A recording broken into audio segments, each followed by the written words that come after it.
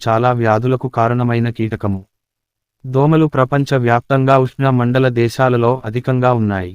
వీటిలో ముఖ్యంగా 3 రకాల దోమలు వ్యాధులకు వాహకాలుగా పనిచేస్తాయి. అవి కులిసిడే కుటుంబానికి చెందిన క్యూలెక్స్, అనాఫిలస్, ఈడిస్ దోమలు. వీటి దేహంలో తల, వక్షం, ఉదరం అనే 3 భాగాలుంటాయి. మధ్యవక్షానికి ఒక జత రెక్కలు ఉంటాయి. అంత్యవక్షానికి చెందిన రెక్కలు హాల్టర్లుగా ఉండి శరీర సమతాస్థితికి పనిచేస్తాయి. ఆడదోమలలో గుచ్చి పీల్చే రకమైన ముఖభాగాలుంటాయి. ఇవి మానవుల మీద అంతరాయక బాహ్య పరాన్న జీవులుగా బ్రతుకుతాయి. మగ దోమలు మొక్క స్రావాల మీద బ్రతుకుతాయి. ఇవి నీటిలో ఉండే సేంద్రియ పదార్థాలను తింటాయి. ఇవి రూపవిక్రియ జరుపుకొని ప్యూపాలుగా ఏర్పడతాయి. డింబకాలు శ్వాసగొట్టాలతోనూ, ప్యూపాలు అంకుశ నాళాలు, తుత్తారలతోనూ గాలిని పీల్చుకుంటాయి. సాధారణ వ్యక్తులతో పోల్చితే మద్యం తాగిన వారిపై దోమలు అధికంగా దాడి చేస్తాయట. వ్యాధులు: మలేరియా, బోధకాలు, డెంగూ జ్వరం, మెదడువాపు వ్యాధి. అవతార్ మలేరియా నిరోధక దోమలు. మలేరియా నుంచి కాపాడే కొత్త అవతార్ టీకా దోమల్ని శాస్త్రవేత్తలు ఆవిష్కరించారు. ఈ దోమలు కుడితే మనిషిలో రోగనిరోధక శక్తి పెరుగుతుంది. తద్వారా మలేరియాను నియంత్రించడానికి వీలవుతుంది. దోమ లాలాజల గ్రంథుల నుంచి లైస్మేనియా టీకా మందు వెలువడేలా వాటి జన్యు క్రమంలో మార్పు తెచ్చారు. మలేరియా వల్ల ఏటా ప్రపంచవ్యాప్తంగా 10-20 లక్షల మంది మరణిస్తున్నారు. మలేరియా పరాన్నజీవ మణిరాజు ప్లాస్మోడియం రాకను నిరోధించే విధంగా దోమ జన్యుక్రమంలో కొన్ని మార్పులు చేశారు. ఆ తర్వాత ఆ మార్పులతో కూడిన జన్యు సమాచారాన్ని దోమ అండాల్లో ప్రవేశపెట్టారు. వాటి నుంచి పుట్టిన కొత్తతరం దోమలు మలేరియా వ్యాధి నిరోధకతను సంతరించుకున్నాయి. ఆ దోమలకు ప్లాస్మోడియంతో కూడిన రక్తాన్ని అందించి పరీక్షించారు. రక్తం తాగినప్పటికీ ఒక్క దోమలోకి కూడా పరాన్నజీవి ప్రవేశించలేకపోయింది. దోమల జీవితకాలం 2 వారాలకు మించదు. ఈ నేపథ్యంలో భూమ్మీద ఉన్న సాధారణ దోమలను తొలగించి వేస్తూ వాటి స్థానంలో జన్యుపరివర్తిత దోమలను ప్రవేశపెట్టడం అసాధ్యమేమీ కాదు. దోమల నియంత్రణ: నీరు నిల్వ ఉండే ప్రాంతాలు, చెత్తాచెదారం నిల్వ ఉండే చోట్ల శుభ్రం చేయాలి. ఫ్రిడ్జ్ కింద ఉండే నీటి ఫ్యానుల్లో నిల్వ ఉండే నీటిలో కూడా దోమలు పెరుగుతాయి. ఆ నీరు ఎప్పటికప్పుడు పారబోయాలి. పూలకుండీల్లో నిల్వ ఉండే నీరు కూడా దోమలు పెరిగేందుకు అనుకూలమే. ఆ నీరు ఎప్పటికప్పుడు బయటకి పోయేలా జాగ్రత్తలు తీసుకోవాలి. కుండీకి చిన్న కన్నం చేసి చొక్కా బొత్తాం అతికించడం వల్ల నీరు బయటకు పోతుంది. మట్టి పోకుండా కాపాడుకోవచ్చు. సెప్టిక్ ట్యాంకుల నుండి దుర్వాసన పోయే గొట్టాలకు తీగ మెస్ జల్లెడలు బిగించాలి. సెప్టిక్ ట్యాంకులో కొంచెం కిరోసిన్ పోయాలి. పాత టైర్లు, తాగి పారేసిన కొబ్బరి బొండాలు, వాడి విసిరేసిన ప్లాస్టిక్ టీ కప్పులను దూరంగా తరలించాలి లేదా తగలబెట్టాలి. లేఅవుట్లలో ఇళ్లు కట్టకుండా ఉంచేసిన ఖాళీ స్థలాల చుట్టూ రోడ్లు వచ్చి స్థలాలు లోతట్టు ప్రాంతాలుగా మారడంతో వర్షపు నీటితో నిండిపోతున్నాయి. దోమలు ఇబ్బడిముబ్బడిగా పెరుగుతున్నాయి. వాటిని పూడ్పించాలి. నీరు నిల్వ ఉండే ప్రాంతాల్లో క్రమం తప్పకుండా ఫాగింగ్ చేయాలి. పాయింట్: చలి జ్వరపు సూక్ష్మ జీవులలో 4 తెగలు గలవు. ఒక తెగ సూక్ష్మ జీవులు దినదినమును జ్వరమును కలిగించును. ఇంకొక తెగవి 2 దినములకొకసారియు, 4వ తెగవి క్రమము తప్పి ఇచ్చ వచ్చినట్లును జ్వరమును కలుగచేయుచుండును. ఈ జ్వరములను కలిగించు సూక్ష్మ జీవులు జ్వరముగల రోగి నుండి దోమ కడులోనికి పోయి ఆ దోమ ఇతరులను కరుచున్నప్పుడు వారి రక్తములో ప్రవేశించును. 34. పటమును జూడుము. ఈ సూక్ష్మ జీవులక్కడ దినదినాభివృద్ధి చెంది 1,00,000 నెత్తురు కణములకొక్కటి చొప్పున ఉన్నప్పుడు జ్వరము కలుగజేయును. మనము అను దినము చూచు దోమలన్నీయు చలి జ్వరపు సూక్ష్మ జీవులను చేరవేయవు. అందు అనాఫలీస్ అను జాతిలోని దైన దోమ మాత్రము చలి జ్వరమును చేరవేయును. 35, 36 పటములోని దోమలను చూడుము. ఇది వ్రాలినప్పుడు సిపాయి వలె నిటారుగా నిలువబడును. చేయుటకు తగియుండు గోతులు బురద నేలలు మొదలగు వాని ఎందలి నీటి నంతయు నెప్పటికప్పుడు మురుగు కాలువల మార్గమున పోగొట్టి వేయవలెను. గ్రామన్నకు 1/2 మైలు దూరములోపల ఊడ్పు చేలుండకూడదు. పంట కాలువలో గడ్డి మొదలగు తుక్కు పెరుగనీయకూడదు. గ్రామంలోని పాడు నూతులను, దొడ్లలోను ఇటుకల ఆవముల వద్దను రోడ్ల ప్రక్కలను ఉండు కొలుములను పూడ్చి వేయవలెను. పూడ్చి వేయరాని పాడు నూతులలో నుండు నీటి పైన కిరసనాయిలును వారమునకొకసారి పోయుచుండవలెను. అట్లు చేయుటచే ఆ నీటి ఎందలి దోమ పిల్లలు నీటి ఉపరితల 1 క్వైనా యొక్క సహాయముతో నివారించు పద్ధతి. చలి జ్వరము నుండి తప్పించుకొన దలచ వారు ఈ జ్వరముగల ప్రదేశములలో తాము నివసించుచున్నంత కాలము వారమునకొకసారు 10 లేక 15 గురిగింజల ఎత్తు క్వైనాను 4 లేక 5 ఉంసుల నీటిలో చేర్చి కొంచెము నిమ్మ పండ్ల రసము పిండి ద్రావకముగా చేసి కొని మాత్రలుగా చేగాని పుచ్చుకొనవలెను.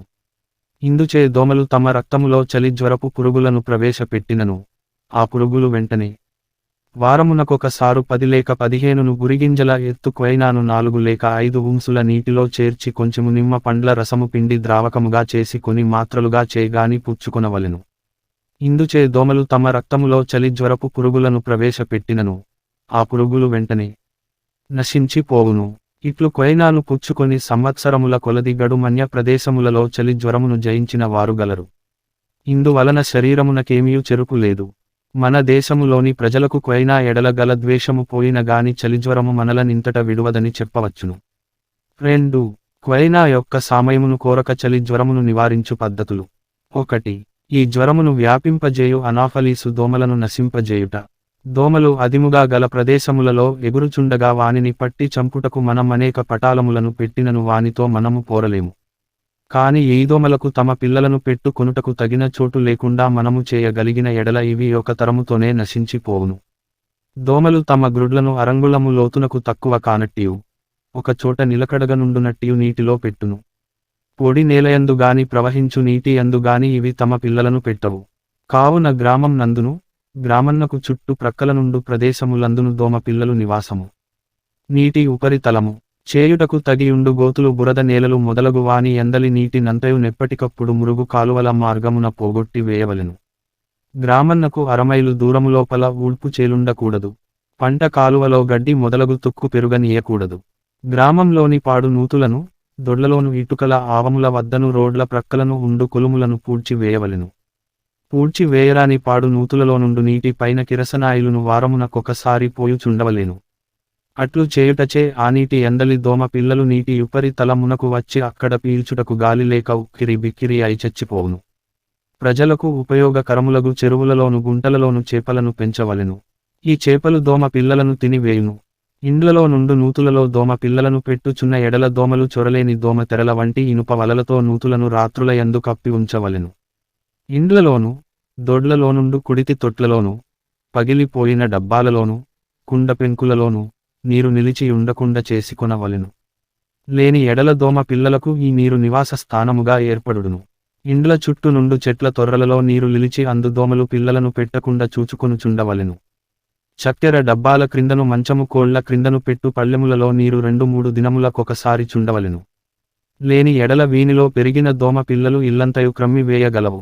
గ్రామ ఉద్యోగస్తులు గాని శానిటరీ ఆఫీసర్లు గాని జవానులు గాని వారమునకొకసారి ప్రతి ఇంటిని చక్కగా శోధించి దోమలకు ఉనికి పట్టుగల స్థలములు ఎక్కడను లేకుండా చేయవలెను. దోమ పిల్లలెక్కడెక్కడ పెరుగునో వాని వలన గలిగెడు ఉపద్రవమెట్టిదో ప్రజలకు చక్కగా బోధించు నిమిత్తమై చిన్న చిన్న వాసములను ప్రచురించియు లాంతరు పటములను గనుకరచియు మాజిక్ లాంతరన్ విద్యాభివృద్ధి గావింపవలెను. పెద్దవిగా పెరిగిన దోమలు సాధారణంగా దండెముల మీద వ్రేలాడ వేసిన బట్టల చాటునను చీకటి గదులలోను దాగి కొనియుండును. గంధకము సాంబ్రాణి మొదలగు పదార్థములను పొగవేసిన ఎడల దోమలు ఆ పొగను భరింప జాలక పారిపోవును. 2. ప్రతి మానవుని దోమకాటు నుండి కాపాడుట. దోమలు రాత్రుల యందే కాని కుట్టవు. కావున ప్రతి మానవుడును రాత్రుల యందు దోమల తెరలో పరుండిన ఎడల దోమలు ఇంటిలో నున్నను వారలను కుట్టనేరవు. మిక్కుటముగా చలి జ్వరము గల ప్రదేశములలో సైతము అక్కడకు శోధనల నిమిత్తమై పోయిన వైద్యులు నెలల కొలది అక్కడ నివసించియు చలి జ్వరము పాలబడకుండా దోమ తెరల మూలమున తప్పించుకొనియున్నారు. కావున చలి జ్వరము నుండి తప్పించుకొనవలెననిన ఎడల 1. చలిజ్వరపు పురుగులనైన నశింపజేయవలెను. లేక 2. దోమనైన నశింపజేయవలెను. 2. బూదకాలు ఏనుగుకాలు ఎలెపెంటాసిస్ బోదకాలు ఫిల్రియాసిస్ సమస్య క్యూలెక్స్ రకం దోమ కుట్టటం వల్ల వస్తుంది. ఈ వ్యాధి ఫైలేరియా అనే సూక్ష్మక్రిమి ద్వారా సంక్రమిస్తుంది. ఇంటి పరిసరాల్లో ఉన్న మురుగునీటిలో గుడ్లు పెట్టి వృద్ధి చెందే క్యూలెక్స్ దోమ ద్వారా ఇది ఒకరి నుంచి మరొకరికి వ్యాప్తి చెందుతుంది. ఈ దోమలోని మైక్రోఫైలేరియా క్రిములు మన శరీరంలో ప్రవేశించి మన లింఫ్ నాళాల్లో పెరిగి పెద్దవవుతాయి. అవి లింఫ్ గ్రంథుల్లో చేరి ఉండిపోతాయి. ఇవి అక్కడ పెద్దగా పెరగటం వల్లే మనకి బోదకాలు వస్తుంది. వీటి నుంచి వచ్చే కొన్ని విషతుల్యాల టాక్సిన్స్ వల్ల లింఫు నాళాల్లో వాపు వస్తుంది. అలాగే ఈ క్రిములు చనిపోయి లింఫు నాళాల్లో అవరోధంగా మారటం వల్ల వీటికి బ్యాక్టీరియల్ ఇన్ఫెక్షన్లు కూడా తోడవటం వల్ల కాలువాపు, జ్వరం, గజ్జల్లో బిళ్ళల వంటి బాధలు మొదలవుతాయి. ఈ బాధలు వచ్చిన ప్రతిసారి 4-5 రోజులుండి తగ్గిపోతాయి. కానీ మళ్ళీ వస్తూనే ఉంటాయి. ఈ వ్యాధి ఎక్కువగా కాళ్లకు మాత్రమే కాకుండా చేతులు, రొమ్ము, పురుషాంగాలకు, హైడ్రోసిల్, రొమ్ము భాగానికి, స్త్రీ మర్మాంగాలకు కూడా రావచ్చును. నివారణకు ఏం చేయాలి? ఏడాదికోసారి ఫైలేరియా నివారణ మందులు మింగాలి. వ్యాధికారక దోమలను అరికట్టాలి.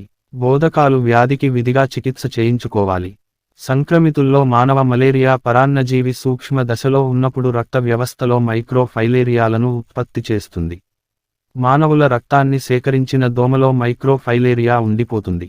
సంక్రమిత మైక్రో ఫైలేరియా 12 రోజుల్లో పెరిగి పెద్దదై మరొకరికి వ్యాపింపజేసే దశకు చేరుకుంటుంది. సంక్రమిత లార్వా దశలో ఉన్న దోమ మరొకరిని కుట్టినప్పుడు చర్మం మీద పరాన్నజీవులు ఉండిపోతాయి. కుట్టిన మార్గం ద్వారా లోనికి ప్రవేశించి లింఫ్ వ్యవస్థలోకి వెళ్లి స్థిరపడతాయి. వ్యాధి వచ్చాక తీసుకోవాల్సిన జాగ్రత్తలు. వ్యాధి వచ్చిన భాగాలను నిత్యం నీటితో శుభ్రపరచుకోవాలి. కడిగిన కాళ్లను పొడి వస్త్రంతో శుభ్రంగా తుడుచుకోవాలి. రోజూ క్రమం తప్పకుండా కాళ్లకు సంబంధించిన వ్యాయామం చేయాలి. వ్యాయామం చేసేవారికి జ్వరం ఉండకూడదు. వ్యాధి చికిత్స. డైథైల్ కార్బమజీన్ DEC, ఆల్బెండజోల్ బిళ్లలు 21 రోజుల పాటు కోర్సుగా వాడాలి. ఒకసారి ఈ వ్యాధి వస్తే లింఫ్ నాళాలు దెబ్బతింటే కాలువాపు వస్తూ పోతూ ఉంటుంది. ఈ మందులు సురక్షితమైనవి. వ్యాధి లేనివారు కూడా వాడవచ్చు. ఇది సూక్ష్మ ఫైలేరియాను నశింపజేస్తుంది. ఆల్బెండజోల్ పేగుల్లో ఉండే క్రిములను నిర్మూలించి అదనపు లాభం చేకూరుస్తుంది.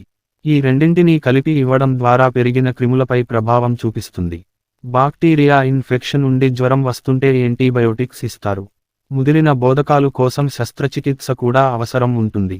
5-6 ఏళ్లపాటు ఏడాదికోసారి సముదాయం మొత్తానికి ఫైలేరియా వ్యతిరేక మందులను ఒకే మోతాదులో ఇవ్వడం. ఈ వ్యాధి కాలునకే కాక చేతికిని, స్తనములకును, జననేంద్రియములకును కూడా కలుగవచ్చును.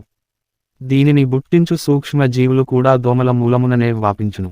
బూదకాలు గల రోగిని కుట్టిన దోమ కడుపులోనికి ఆ వ్యాధిని కలిగించు సూక్ష్మ జీవుల నెత్తురుతో పాటు పోయి చేరును. 3వ ప్రకరణములోని పటములను జూడుము. ఈ దోమలు నీటిలో వడి చచ్చినప్పుడు వాని కడుపులోని సూక్ష్మ జీవులు ఆ నీటిలో చేరును. ఆ నీటిని త్రాగిన వారికి జ్వరమును, బూదకాలును వచ్చును. బూదకాలు గల రోగిని కుట్టిన దోమలు ఇతరులను కుట్టినప్పుడు కూడా ఈ వ్యాధి అంటుకొనవచ్చునని కొందరి అభిప్రాయము. నివారించు పద్ధతులు. చలి జ్వరమునకు అనాఫలీసు దోమ ఎట్లు సహకారియో బూదకాలునకు క్యూలెక్సు దోమ అట్లు సహకారి. ఇది వ్రాలినప్పుడు కొంచెము గూని గలదిగా అగపడును. బూదకాలును నిర్మూలము చేయవలెనన్న ఈ దోమలను రూపు మాపవలెను. దోమలను సంహరించు పద్ధతులు. చలి జ్వరము క్రింద వ్రాయబడినవి చూడుము. మనము త్రాగునీటి యందు దోమలు పడి చావకుండా ఎల్లప్పుడు నీటిని కాపాడవలెను. త్రాగునప్పుడు నీటిని చక్కగా కాచి త్రాగవలెను. అప్పుడు నీటిలోనున్న బూదకాలు సూక్ష్మ జీవులు చచ్చిపోవును. ఒక ప్రదేశములో ఈ వ్యాధి మిక్కుటముగా వ్యాపించియున్న ఎడల ఆ ప్రదేశానికి దూరములోనున్న చెరువు నుండి దోమల సంపర్కమేమియు కలగకుండా గొట్టముల గుండా నీరు తెప్పించుకొనవలెను. చెన్న పట్టణములో నిప్పుడిట్లు చేయుట వలన బూదకాళ్ళు చాలా వరకు తగ్గి పోయినవి. వ్యాధి వ్యాప్తిచేయు దోమ. మన ప్రాంతములో మామూలుగా 5 జాతులకు చెందిన దోమలు కనిపిస్తాయి. 1 అనాఫిలిస్, 2 క్యూలెక్స్, 3 మాన్సోనియా, 4 ఏడిస్, 5 ఆర్మిజెరిస్. వీటిలో క్యూలెక్స్ క్యుంకిఫాసియాటస్ దోమ మాత్రమే బోధవ్యాధిని వ్యాప్తి చేయగలదు. దోమ జీవిత చరిత్ర గ్రుడ్డు, లార్వా, ప్యూపా, పెద్ద దోమ అను 4 దశలు కలిగి ఉంటుంది. వీటిలో గ్రుడ్డు, లార్వా, ప్యూపా దశలు నీటిలో నివసిస్తూ పెద్ద దోమగా మారిన తరువాత మాత్రమే గాలిలోకి ఎగురుతుంది. బోధవ్యాధి వ్యాప్తికారక క్యూలెక్స్ దోమ సాధారణంగా మృగు కాల్వలు, పాడుపడిన బావులు, మురికి నీటి గుంటలు, మరుగుదొడ్లు, ఇతర కలుషిత నీటి నిల్వల్లో మాత్రమే పెరుగుతుంది. వ్యాధి లక్షణములు. బోధవ్యాధి ప్రారంభదశలో బయటకు కనిపించని అంతర్గత లక్షణములతో మొదలై ప్రాథమిక దశను దాటి తీవ్రమై ముదిరిన దశకు చేరుతుంది. ఇలా దశల వారీగా వ్యాధి తీవ్రతరం కావడానికి సుమారు 10 సంవత్సరాలు పడుతుంది. బోధవ్యాధి గ్రస్తులు కొద్దిపాటి జ్వరానికి తరచు లోనవుతారు. చంకల్లో, గజ్జల్లో బిళ్ళ కట్టడం, కాళ్ళు చేతులపై ఎర్రని చారలు వెదురుపాము కనబడుతాయి. కొంతకాలము తరువాత కాళ్ళు, చేతులు, వృషణాలు, ఇతర జననేంద్రియములకు సంబంధించిన వాపులు కూడా బోధవ్యాధి లక్షణములే. రోగ నిర్ధారణ. బోధవ్యాధి నిర్ధారణకు ప్రస్తుతం అందుబాటులో ఉన్న అవకాశాలు కేవలం వ్యాధి లక్షణములు బయటకు కనిపించడం, రక్త పరీక్ష చేయడం మాత్రమే. ఇతర రకాలైన యాంత్రిక పరీక్షలు, వ్యాధి తీవ్రత పరీక్షలు ఇంకా ప్రయోగ దశలోనే ఉండి సామాన్యులకు అందుబాటులోకి రాలేదు. సాధారణంగా రాత్రిపూట రక్త పరీక్ష ద్వారా ఒక వ్యక్తి శరీరంలో బోధవ్యాధి క్రిములు ఉన్నది, లేనిది తెలుసుకొనవచ్చును. వ్యాధి లక్షణములు బయటపడని వారిలో క్రిములు కనిపించడానికి ఎక్కువ అవకాశం ఉంది. కాబట్టి వ్యాధి సోకలేదు అనుకునే వారు కూడా తరచూ రాత్రిపూట ఫైలేరియా రక్త పరీక్ష చేయించుకుని నిర్ధారణ పొందవచ్చును. వ్యాధి ముదిరితే క్రిములు రక్తములో కనిపించవు, చికిత్సకు లొంగదు. తరచూ వచ్చే కొద్దిపాటి జ్వరం, చంకల్లో, గజ్జల్లో బిళ్ళలు, వెదురుపాము బోధ వ్యాధికి గుర్తులు. పొడి దగ్గు, నీరసం, ఆయాసం, ఆస్నోఫీలియా, కీళ్ల నొప్పులు కూడా బోధవ్యాధి వలన కలిగే పరిణామాలుగా గుర్తించాలి. వృషణాలు, స్తనాలు, ఇతర జననేంద్రియాలు నొప్పి కలిగించడం బోధవ్యాధి సోకినట్లుగా గుర్తించాలి. ఈ వ్యాధి వంశపారపర్యంగా గాని, లైంగిక సంపర్కము వలన గాని, గాలి, నీరు వంటి ఇతర కారణముల వలన గాని వచ్చే రోగము కాదు. కేవలం దోమల వలన మాత్రమే ఒకరి నుండి ఇంకొకరికి వ్యాపిస్తుంది. చికిత్స. బోధవ్యాధి చికిత్సకు ప్రస్తుతం అందుబాటులో ఉన్న డైఈథైల్ కార్బమజైన్ డి.ఈ.సి. ఫైలేరియా పరాన్నజీవి పిల్లలతో పాటు పెద్ద క్రిములను కూడా చంపే గుణం ఉండుట వలన ఇది విరివిగా వాడబడుచున్నది. ఈ మందు వ్యాధి కారక క్రిములను పరోక్షంగా సహకరించుట వలన ఈ మందుకు తట్టుకునే గుణం బోధవ్యాధి క్రిమికి కలుగదు. ఈ మందు హెట్రోజన్, ఇథోడ్రల్, బోనసైడ్, యూనికార్బజాన్ అను సాధారణ పేర్లతో లభిస్తుంది. ఈ మందును ప్రతి కిలోగ్రాము శరీర బరువుకు 6 మి.గ్రామం చొప్పున 12 రోజులు వాడాలి. జాతీయ బోధవ్యాధి నివారణ కార్యక్రమము ప్రకారం మన దేశంలో వయస్సును బట్టి వాడబడుతున్న డి.ఈ.సి. మోతాదు, వయస్సు, వ్యాధికారక క్రిమి సంహారము. బోధవ్యాధి నివారణ కేంద్రము ఏర్పాటు కాబడి ఉన్న పట్టణంలో నెలకు 2-3 రోజులు ఆరోగ్య సిబ్బంది రాత్రులందు గృహములను సందర్శించి రక్తపూతలు సేకరించి, వ్యాధిగ్రస్తులను గుర్తించి, చికిత్స చేస్తారు. ఈ పద్ధతిలో వ్యాధితో నిమిత్తం లేకుండా వ్యాధి ఉన్నవారికి, లేనివారికి అందరికీ రక్త పరీక్షలు చేస్తారు. దీనితో పాటు వారంలో నిర్ణయింపబడిన ఒక రోజు, బోధవ్యాధి నివారణ కేంద్రంలో రాత్రిపూట క్లినిక్ నిర్వహించి బోధవ్యాధిగ్రస్తులకు చికిత్స, వ్యాధి లేనివారికి రక్త పరీక్షలు చేస్తారు. వ్యాధి వ్యాప్తి చేయు దోమల నియంత్రణ. ఇందుకు గాను నివారణ కేంద్రంగల పట్టణాన్ని 6 భాగాలుగా విభజించి ప్రతి భాగంలో నిర్ణయింపబడిన రోజు చొప్పున మొత్తం పట్టణాన్ని వారం రోజుల్లో పూర్తి చేస్తారు. ఈ కార్యక్రమంలో బోధవ్యాధి దోమపిల్లలు పెరిగే మురుగు కాల్వలు, పాడుబడిన బావులు, మురికి నీటి గుంటలు, మరుగుదొడ్లు ఇతర కలుషితమైన నీటి నిల్వల్లో దోమపిల్లలను చంపే మందు చల్లుతారు. తద్వారా దోమలను పిల్ల దశలోనే నిర్మూలించి, పెద్ద దోమలుగా మారకుండా నివారిస్తారు. నివారణ మార్గాలు. బోధవ్యాధిని ప్రాథమిక దశలోనే గుర్తించడం, పూర్తి చికిత్స పొందడం వ్యాధి నివారణలోని ముఖ్యాంశాలు. ఈ వ్యాధి దోమల వలన ఒకరి నుండి ఇంకొకరికి వ్యాప్తి చెందుతుంది. కాబట్టి దోమల నియంత్రణ కూడా ఈ వ్యాధి నివారణలోని ముఖ్యాంశము. తరచూ రాత్రులందు రక్త పరీక్ష వేయించుకొని బోధవ్యాధి సోకినది లేనిది నిర్ధారణ పొందడం. ముందు చెప్పబడిన వ్యాధి లక్షణములు కనిపించిన వెంటనే బోధవ్యాధి నివారణ కేంద్రాన్ని, ఆరోగ్య కార్యకర్తని సంప్రదించడం. వ్యాధి సోకిన వారు పూర్తి మోతాదు చికిత్స పొంది వ్యాధి వలన కలిగే ఇతర నష్టాల నుండి విముక్తి పొందడం. నిర్ణయింపబడిన పద్ధతిలో చికిత్స చేయించుకొని ఇతరులకు వ్యాధి సోకకుండా జాగ్రత్త వహించడం. వ్యాధిగ్రస్తుల పట్ల సానుభూతి చూపడం. వ్యక్తిగత పరిశుభ్రత, పరిసరాల పారిశుద్ధ్యం పాటించడం. బోధవ్యాధి వ్యాప్తి చేయు దోమలు పిల్లలు పెట్టే మురికి నీటి గుంటలు, మురుగు కాల్వలు, ఇతర రకాల నీటి నిల్వలు లేకుండా చూసుకోవడం. మరుగుదొడ్లు, పాడుపడిన బావులు మొదలైన వాటిలో దోమలు గ్రుడ్లు పెట్టకుండా జాగ్రత్త వహించడం.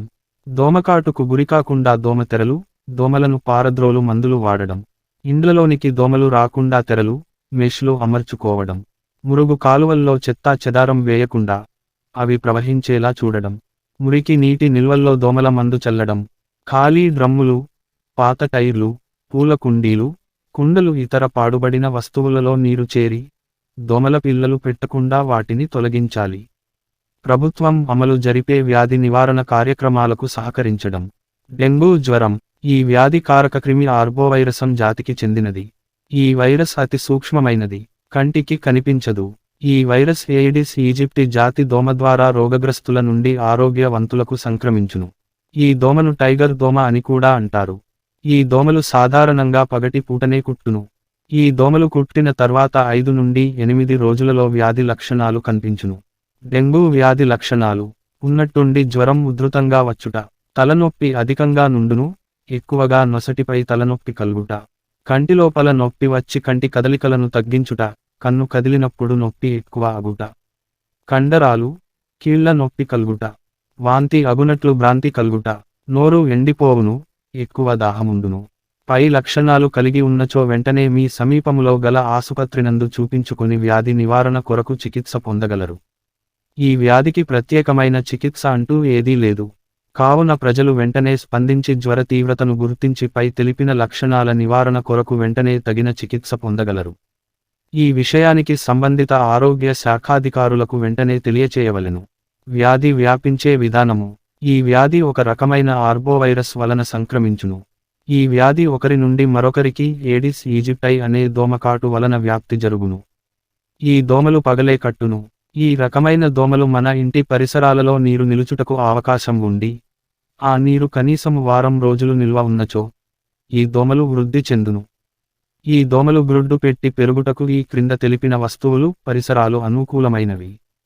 ఎయిర్ కూలర్స్, రిఫ్రిజిరేటర్లో గల డ్రిప్ ఫ్యాన్, పూలకుండీల క్రింద గల సాసర్లు, బయట పెట్టిన టైర్లు, మూతలు పెట్టని నీరు నిల్వచేసే తొట్టిలు, కుండీలు, ఫౌంటైన్స్, ఖాళీ డ్రమ్ములు, సన్షేడ్స్ పై నిల్చిన వాన నీరు, బిల్డింగ్ల పైన నిల్చిన వాన నీరు.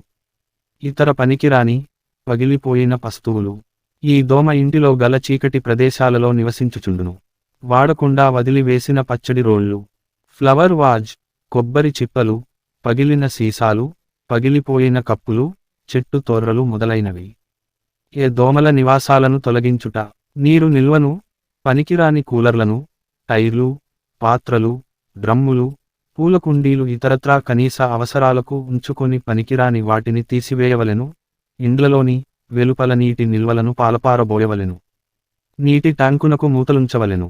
నీటి నిల్వలు గల వాటిని వారానికి ఒకసారి ఖాళీ చేయించుచు వారంలో ఒక రోజు డ్రై డే విధానము తప్పక పాటించుచూ రావలెను. అదే విధముగా జనవాసములందు సంఘీభావముతో పై కార్యక్రమములను పాటింపచేయవలెను. వ్యక్తిగత జాగ్రత్తలు. దోమతెరలు, నివారణ మందులు వాడి దోమకాటు నుండి విముక్తి పొందవచ్చును. పొడుగు ప్యాంట్లు, పొడుగు చేతులు గల చొక్కాలు ధరించవలెను. అన్ని భాగాలు రక్షణ కలిగే విధంగా వేసుకోవాలి. పిల్లలకు శరీర భాగాలు పూర్తిగా కప్పబడునట్లు దుస్తులు వేయవలెను. కావున ప్రజలందరూ పైన తెలిపిన సూచనలు పాటించి డెంగ్యూ వ్యాధిని అరికట్టుటలో సహకరించగలరు. గమనిక. స్వంత చికిత్స చేయకూడదు. ఆస్ప్రిన్, బ్రూఫెన్, కాంబిఫ్లామ్, అనాలజిన్ లాంటి మాత్రలు తీసుకోకూడదు. వైద్య, ఆరోగ్య, కుటుంబ సంక్షేమ శాఖ, ఆంధ్రప్రదేశ్ ప్రభుత్వం దోమల నివారణకు మనమందరం కలిపికట్టుగా పోరాటం సాగిద్దాం. చికెన్గునియా. చికెన్గునియా వ్యాధిని చికెన్గునియా జ్వరము అని అంటారు. ఈ వ్యాధి వైరస్ అనే అతి సూక్ష్మక్రిముల ద్వారా వస్తుంది. చికెన్గునియా ఎలా వ్యాపిస్తుంది? చికెన్గునియా వ్యాధి ఏడీస్ అనే దోమ ద్వారా వ్యాపిస్తుంది. ఈ వ్యాధితో బాధపడుతున్న వ్యక్తి నుండి ఆరోగ్యవంతమైన వ్యక్తికి ఈ దోమ ద్వారా సంక్రమిస్తుంది. లక్షణాలు: చలి, జ్వరము, తలనొప్పి, వాంతులు వచ్చినట్లు ఉండడం, వాంతులు, కీళ్ల నొప్పులు, కొన్ని సందర్భాలలో చర్మముపై దద్దుర్లు కూడా రావచ్చు. విపరీతమైన కీళ్లు నొప్పులు ఈ వ్యాధి ప్రధాన లక్షణము. జ్వర తీవ్రత తగ్గినా ఈ కీళ్ల నొప్పులు కొంతకాలము వ్యక్తికి ఉంటాయి. వ్యాధి నివారణ. దోమల నివారణ చర్యలన్నీ తీసుకోవాలి. ఏడీస్ దోమ సాధారణంగా పగలు కుడుతుంది. నీటిని 2-3 రోజుల కంటే ఎక్కువ నిలువ ఉంచరాదు. నీళ్ల ట్యాంకులు, ఇతర నీటి నిల్వ పాత్రలపై మూతలు తప్పనిసరిగా ఉంచాలి. ఎయిర్ కూలర్లు, పూలకుండీలు, రబ్బరు ట్యాబులు మొదలగు ప్రాంతాలలో నీటిని నిలువ ఉంచరాదు. వ్యక్తిగతంగా దోమల నుండి రక్షణ పొందాలి. దోమ తెరలు, దోమలను నివారించు క్రీములు, కాయిల్స్, ఆల్ అవుట్ లాంటి వేపరైసిడ్ ద్రవాలు వాడుట మంచిది. కాలా జ్వరము. నలుపు మచ్చల జ్వరము. నలుపు మచ్చల జ్వరము అంటే ఏమిటి? ఇలా చాలా మెల్లగా వ్యాపించే లేక వృద్ధి చెందే దేశీయ జబ్బు. దీనికి కారణం ప్రోటోజోవాకు చెందిన లీప్యానియా అను కొత్తిమెర పురుగు చిన్న దోమ పరాన్నజీవి. మన దేశంలో లీష్మానియా అను ఒకే ఒక పరాన్నజీవి ఈ కాలా అజార్ జ్వరానికి కారణం అవుతుంది. ఈ పరాన్నజీవి ముఖ్యంగా శరీర రక్షణ వ్యవస్థ మీద ప్రభావం చూపుతుంది. తరువాత అస్థిరమజ్జు, బోన్ మారో, కాలేయము, మహాభక్షక వ్యవస్థలలో ఎక్కువ మోతాదులో కనబడుతుంది. కాలా జ్వరము లేక నల్ల మచ్చల జ్వరము. తదుపరి వచ్చే చర్మవ్యాధిలో లీప్యానియా డోనవాని అను పరాన్నజీవి చర్మం ఉపరితలంలోని కణాలలో చొచ్చుకొని పోయి అక్కడ వృద్ధి చెందుతూ వ్యాధి లక్షణాలకు కారణం అవుతుంది. కొందరు వ్యాధిగ్రస్తులలో ఈ చర్మ సమస్య చికిత్సానంతరం కొన్ని సంవత్సరాల తరువాత బయటపడవచ్చును. కొన్నిసార్లు ఈ పరాన్నజీవి జీర్ణ వ్యవస్థలో ప్రవేశించకుండానే చర్మంలోనే వృద్ధి చెంది అక్కడే లక్షణాలను వృద్ధి చేయవచ్చును. దీని గురించి ఇంకా విపులంగా పరిశోధనలు జరగవలసి ఉన్నవి. నల్లమచ్చలు జ్వరంలో కనపడే లక్షణాలు, చిహ్నాలు. మళ్ళీ వచ్చే జ్వరం లేక ఆగి వచ్చే జ్వరం.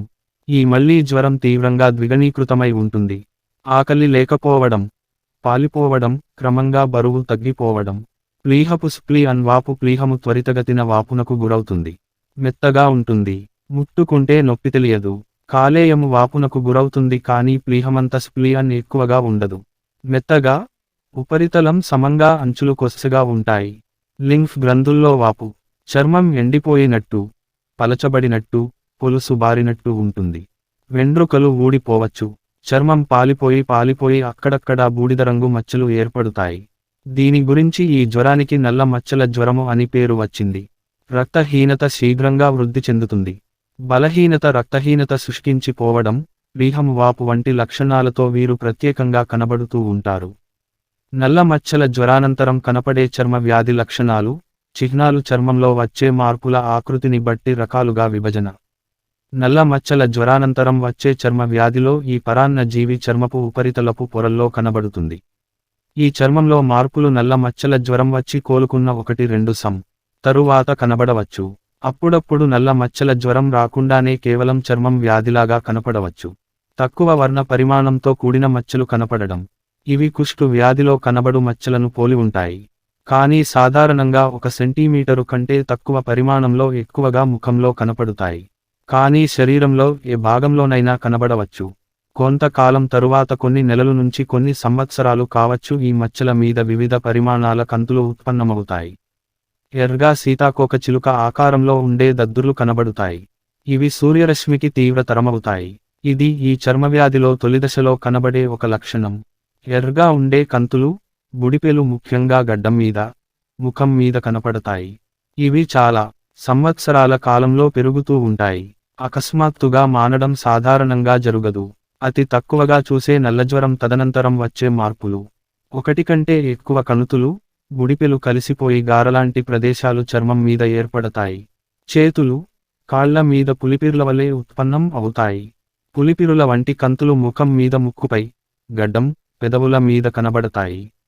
అభివృద్ధి చెందిన కణజాలం కనురెప్పల, ముక్కు, పెదవుల పైన, కనుబొమ్మల దగ్గర పసుపు పచ్చని తరకలు కట్టడం కొవ్వుతో కూడిన కంతులు చంకలలో, మోకాలి వెనుక భాగంలో, తొడల లోపలి భాగంలో నోటి చుట్టూ కనబడతాయి. చర్మం పొలుసులలాగా కట్టి పొరలుగా రాలిపోవుట. ఇది నానా రంగుల పొలుసుల రూపంలో ఉండవచ్చు. HIV నల్లమచ్చలు జ్వరం సంయుక్తంగా ఉండుట. అంతర్ అవయవాలలో కనిపించే లీప్మానియా పరాన్నజీవి తరచూ అవకాశానుసారం HIV వ్యాధి సోకిన రోగులలో, వ్యాధి నిరోధక శక్తి తగ్గిన రోగులలో ఎక్కువగా కనపడుతుంది.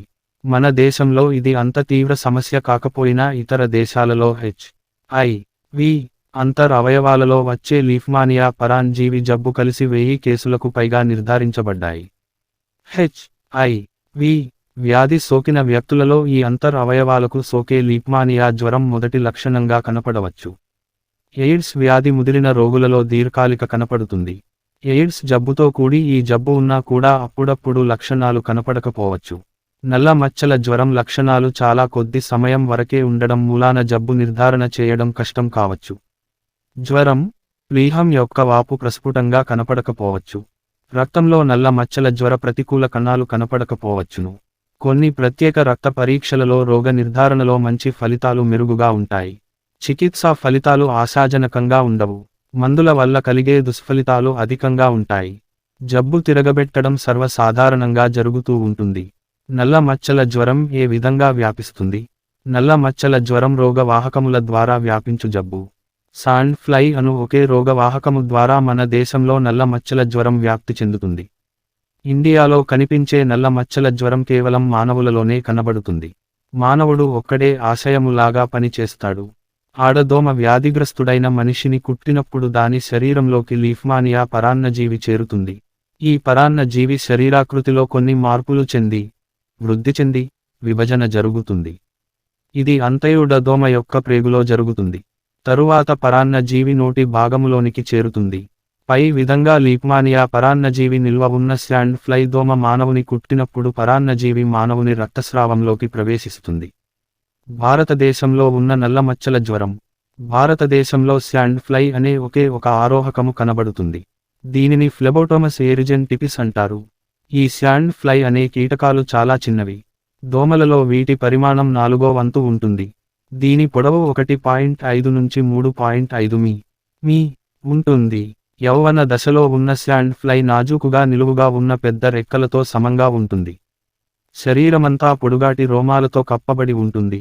జీవిత చక్రంలో అండము కుడివైపు చూపుతున్న బాణం 4 భాగాముల లార్వా కుడివైపు చూపుతున్న బాణం ప్యూప, కుడివైపు చూపుతున్న బాణం ప్రౌఢ దశకు చేరుతుంది. ఈ మొత్తం ప్రక్రియకు నెల రోజులు పట్టవచ్చు. ఈ ప్రక్రియ పూర్తి అవడంపై ఉష్ణోగ్రత, పరిసరాల ప్రభావం కూడా ఉండవచ్చు. ఈ కీటకాలు తేమ ఎక్కువగా ఉండి వేడిగా వాతావరణం, ఇసుక నీరు సమృద్ధిగా చెట్లు చేమలు ఉన్న ప్రదేశాలలో బాగా వృద్ధి చెందుతాయి. ఈ కీటకాలు సమృద్ధిగా జీవుల నుండి ఉత్పన్నమయ్యే వ్యర్థ పదార్థాలు ఉండే చోట ఎక్కువగా ఉంటాయి. ఈ పదార్థాలు లార్వాకు ఆహారంగా పనికి వస్తుంది. ఇవి చాలా నాజూకైన కీటకాలు, ప్రతికూల వాతావరణంలో తేలికగా విచ్ఛిన్నమవుతాయి. పొడిగా ఉన్న వాతావరణంలో బ్రతుకలేవు. నల్ల మచ్చల జ్వరం నిర్ధారణ. వైద్యపరంగా 2 వారాల కంటే ఎక్కువ రోజులు జ్వరం, మలేరియా మందులు, జ్వరం మాత్రలకు తగ్గకపోవడం. ప్రయోగశాలలో పరీక్షలలో రక్తహీనత, తెల్లకణాలు తగ్గపోవడం, రక్తంలో ప్రవహించు తెల్ల రక్త కణాలు తగ్గిపోవడం, రక్తంలో గామా గ్లోబ్యులిన్ అనే ప్రోటీన్లు ఎక్కువగా ఉండడం. ప్రయోగశాలలో పరీక్షలు. రసి విజ్ఞానము శరీరమునకు బహిర్గతంగా జరుగు ప్రతిజనక ప్రతిరక్షక ప్రక్రియలకు సంవత్సరాలు శాస్త్రము జ్ఞానము. ఈ రోగ నిర్ధారణకు చాలా రకముల పరీక్షలు ఉన్నాయి. సాధారణంగా రక్తంలో ఉత్పన్నమై ఉన్నాయి జీ ప్రతిరక్షక కణాలను గుర్తించే పరీక్షలు చేస్తారు. ఇవి రక్తంలో ఎక్కువ కాలం ఉంటాయి. ఈ పరీక్షలకు పరిస్థితులు అనుకూలించాలి. IgM ప్రతిరక్షక కణాల కనుగొన్న పరీక్ష ఇంకా ప్రారంభదశలో ఉంది. ఇది కొంత మెరుగైన పరీక్ష. పరాన్న జీవిని కనుగొనడం. పరాన్న జీవిని ఎముకల మూలుగ ప్లీహము, శోషరస కణాలు నుంచి తీసిన రసద్రవము వీటిలో పరాన్న జీవిని చూపగలగడం. లేదా కణజాలమును పెంచి, సంరక్షించి వాటి సంఖ్య పెరిగేటట్లు చేసే సాధనలో పరాన్న జీవిని నిరూపించడం. బాహ్య జీవ ప్రక్రియలో కణజాలమును పోషించుట. ఈ విధంగా పరాన్న జీవిని కనుగొనడం వ్యాధిని నిర్ధారించడమవుతుంది. ఇది కూడా పరీక్షకు ఎన్నుకొన్న అవయవాన్ని అవయవాల నుంచి తీసిన ద్రవంలో పరాన్నజీవి యొక్క సాంద్రతను బట్టి నిర్ధారణ నిష్పత్తి ఆధారపడి ఉంటుంది. ప్లీహము నుండి తీసిన ద్రవంలో ఈ పరాన్న జీవిని ఖచ్చితంగా కనుగొనే అవకాశాలు ఎక్కువగా ఉంటాయి. కానీ ఈ ద్రవాన్ని తీయడానికి నిపుణులు తగు జాగ్రత్తలు తీసుకుంటూ అన్ని వసతులు ఉన్న ఆసుపత్రిలోనైతేనే తీయడం మంచిది. సారూప్యంగల ఇతర వ్యాధులు. సన్నిపాత జ్వరము. క్షయవ్యాధి శరీరమంతా సబ్బుగింజల ప్రమాణంలో వ్యాధి నలుసుల వివిధ అవయవాలలో ఉంటాయి. చలి జ్వరం, వణుకుడు జ్వరం, మలేరియా. బ్రూసెల్లోసిస్ గొర్రెలు, మేకల నుంచి మనుషులకు సోకే అంటు వ్యాధి. కాలేయంలో వచ్చు చీముగడ్డ. దీనికి కారణం అమీబా అను ఏకకణ జీవి.